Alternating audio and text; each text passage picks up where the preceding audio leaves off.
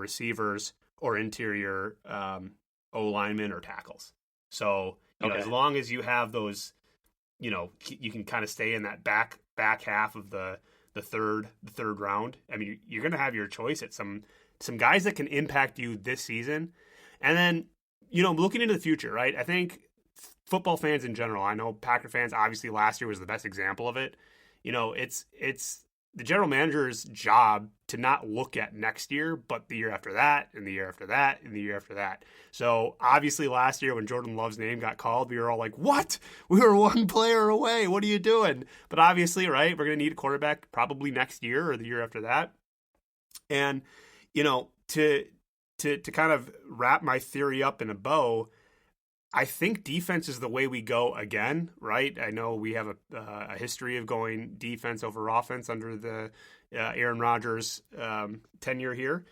But I think Jordan Love is going to have a shaky first season or two if he does start next year. I mean, hopefully not shaky, but he's going to be a new quarterback. So how great would it be if you had the two, one of the best corners in the game in Jair, and then a very, very competent corner who's got a year under his belt now. Drafted in the 2021 season. So I just see us kind of looking defense, whether that is defensive line, like you mentioned, or corner.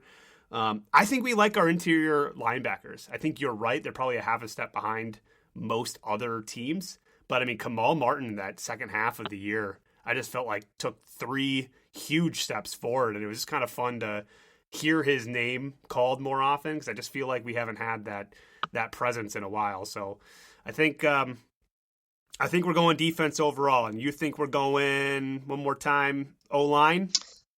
I'm going to stick with O-line. The more we talk about it, I really think your approach is more Packer-esque, and probably more in line with the strategy that they've kind of had over the last couple of years. But I'm going to stick with O-line in round 1. But I'm probably going to be wrong now that we've kind of talked about it. Well, I feel like also the very, very likely thing that could happen is we move out of, if our corner isn't there or our guy isn't there, and Goody doesn't want to, get rid of, you can use the same logic to go the opposite way. Because it's so deep, why not give up our 29th pick to someone who needs that, and get a couple more round, second and third round, draft picks, and just stack up and hopefully get more, players, and to have more swings at the bat to see who might be a hit. So I could totally see Goody surprising us. He has a history of doing that, most notably last year of Jordan Love, moving back and kind of bucking his trend of moving up for a position. Yep, for sure. I think we're all interested to see what he does this year. I'm really excited about it. I think we'll probably want to do a quick episode maybe live right after we announce our pick, talk a little bit about that. But I wanted to talk a little bit about free agency quickly before we leave today. So Yes. I've been hearing some rumors about free agents for the Packers.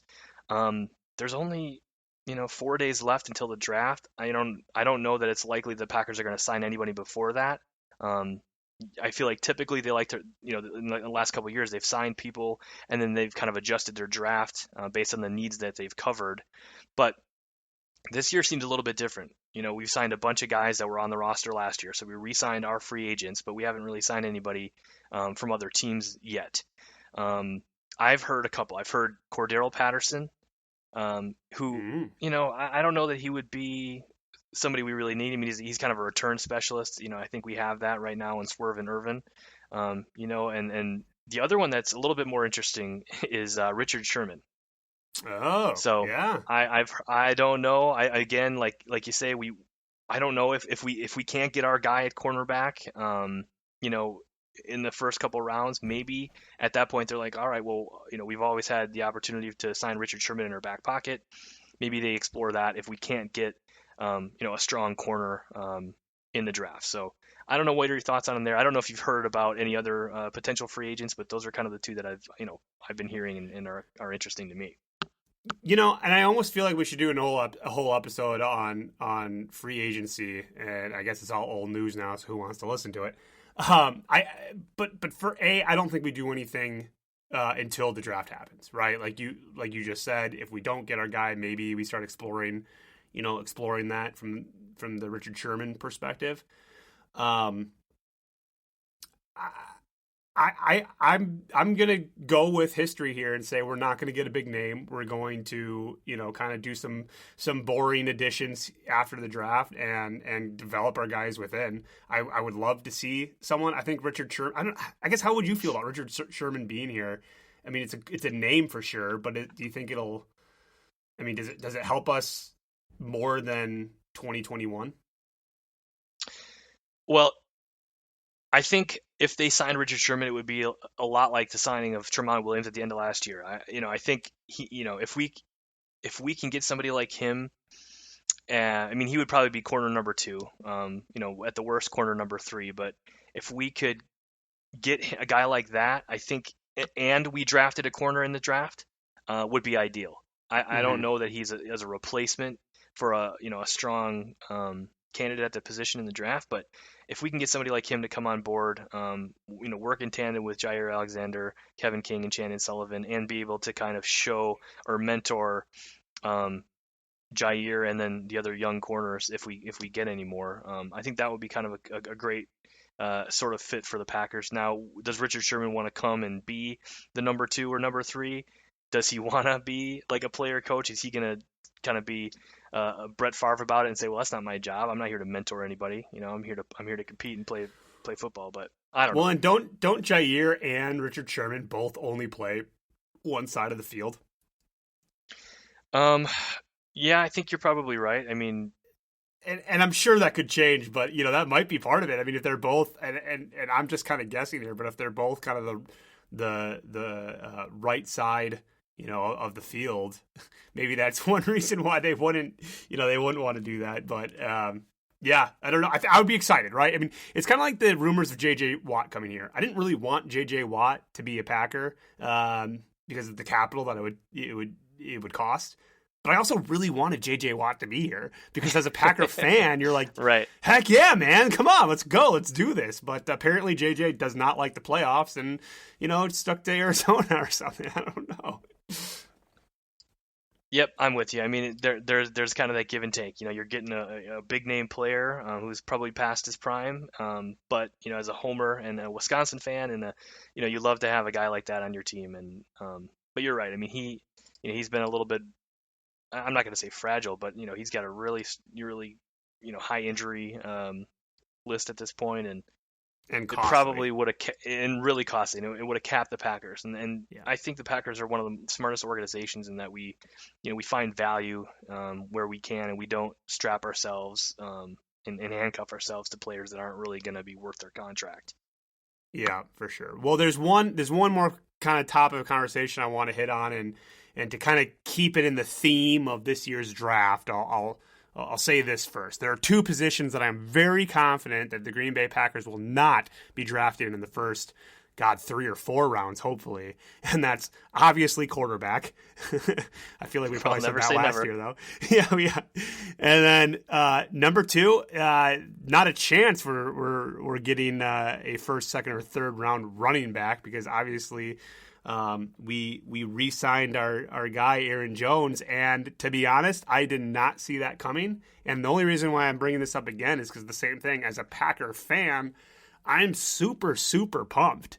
As putting my general manager cap on, I'm a little bit perplexed. I thought the signing or the drafting of A.J. Dillon, was a clear sign that we can't keep Aaron Jones here for the 2021 season and beyond. But obviously, those plans have changed, or obviously he's here now. As a Packer fan, how pumped are you to have Jones back, and B, or kind of on the business side, are you happy with that decision? I mean, yeah. I mean, Aaron Jones has been arguably the best running back in the league, for top 5 for sure the last 2 years. Huge playmaker for us, not only in the running game but in the passing game as well.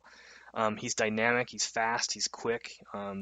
He's a great football player, and I think to disagree with you slightly, I think we've always known that we couldn't keep Jamal Williams and Aaron Jones. I think from the beginning the Packers wanted to keep Aaron Jones and A.J. Dillon. for a couple of reasons. Obviously, Aaron Jones is the better of the two between him and Jamal Williams, but also because I think their styles of play complement each other a little bit better than, say, Jamal Williams and AJ Dillon. I would say Jamal and AJ Dillon are more similar in their game. You know, they're bigger, stronger, more bruisers than Aaron Jones, where he's a little bit more dynamic. So having those two types of players in your backfield, I think, is better for your team than having two that are pretty similar. 100%. I mean, I agree with that. Like, it's going to be better, but my argument is now we have two starting running backs in our first and second position, and we, you know, for the folks that say we wasted our draft last year going Jordan Love and AJ Dillon, two positions that we didn't need, the argument was, well, Rodgers is going to leave soon. We need a replacement, and Jones is going to be gone soon. Now, obviously, I want, you know, the best guys on the field as much as possible, but, you know, if you're going to give reps to A.J. Dillon, you're taking the number one running back off the field, potentially, unless we turn him more into like that wide-out utility type player, which I think will be freaking awesome, right, as a Packer fan.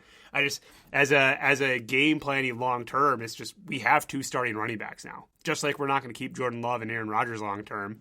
You know, I'm surprised to see I was surprised. I'm as a fan, like I said, I'm really pumped. I was surprised.